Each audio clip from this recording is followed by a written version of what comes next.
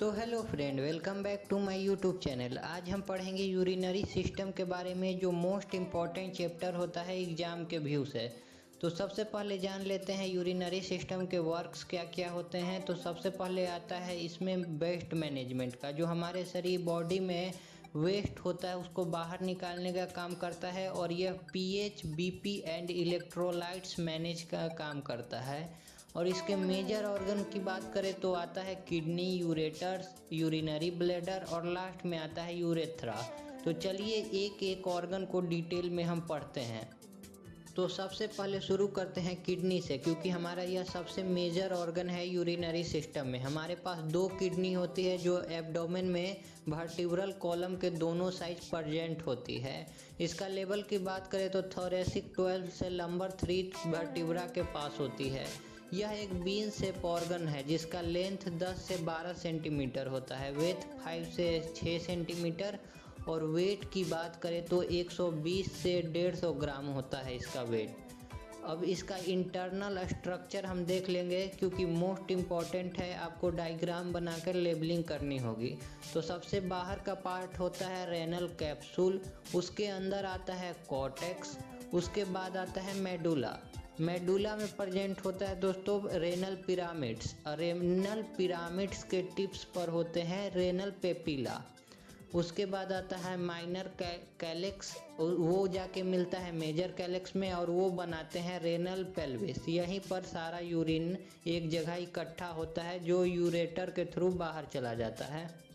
Kidney का ही part होता है नेफ्रॉन। इसको structural and functional unit of kidney भी बोलते हैं, क्योंकि बेसिक यूनिट पर यहीं पर यूरिन का फॉर्मेशन होता है। ईच किडनी 1 मिलियन नेफ्रॉन होते हैं दोस्तों। लार्ज नंबर में नेफ्रॉन होता है, क्योंकि यह बेसिक यूनिट पर यहीं पर ब्लड में से यूरिन का फॉर्मेशन किया जाता है। इसकी पार्ट की बात करें तो इसके पार्ट्स में आ जाते हैं Bowman capsule, proximal convoluted tubule, descending loop of Henle, ascending loop of Henle, distal convoluted tubule, और लास्ट में आता है कलेक्टिंग डक्ट। तो समझ लेते हैं कैसे यूरिन का फॉर्मेशन होता है। एफरेंट आर्ट्रियोल्स से ब्लड ग्लोमेरुलस में जाता है, जहां पर water, glucose, salt and urea को अलग कर लिया जाता है, और बचे हुए ब्लड को एफरेंट आर्ट्रियोल्स से वापस भेज दिया जाता है।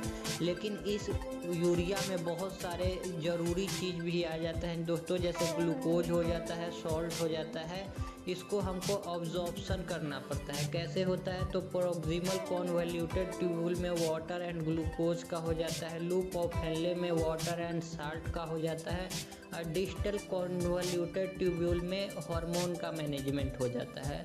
उसके बाद कलेक्टिंग डक्ट से यूरिया चला जाता है यूरेटर के पास।